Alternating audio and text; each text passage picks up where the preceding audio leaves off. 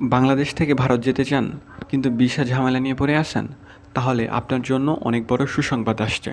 কারণ বাংলাদেশ সরকার বলেছে খুব শীঘ্রই ভারতের ভিসার সব সমস্যার সমাধান হয়ে যেতে পারে অথবা সহজ হয়ে যেতে পারে। কিন্তু প্রশ্ন হলো, এটা কি সত্যিই দ্রুত হবে নাকি আবারও আগের মতো দেরি হবে? চলুন পুরো বিষয়টা সহজভাবে বুঝে নেই।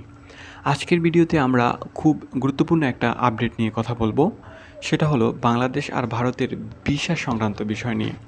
সম্প্রতি পররাষ্ট্র প্রতিমন্ত্রী সামা ওবায়দ ইসলাম জানিয়েছেন খুব শীঘ্রই বাংলাদেশ ও ভারতের মধ্যে ভিসা সংক্রান্ত যেসব সমস্যা আছে সেগুলো অনেকটাই কমে আসবে।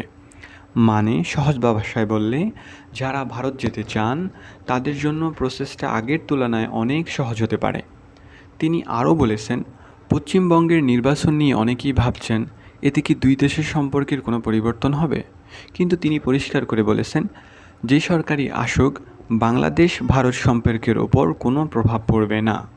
আরেকটা গুরুত্বপূর্ণ বিষয় হলো গঙ্গার পানির চুক্তি এবং ফুস ইন ইস্যু নিয়ে ভারতের সঙ্গে আলোচনা চলছে। এগুলো নিয়েও বাংলাদেশিরা আশাবাদী।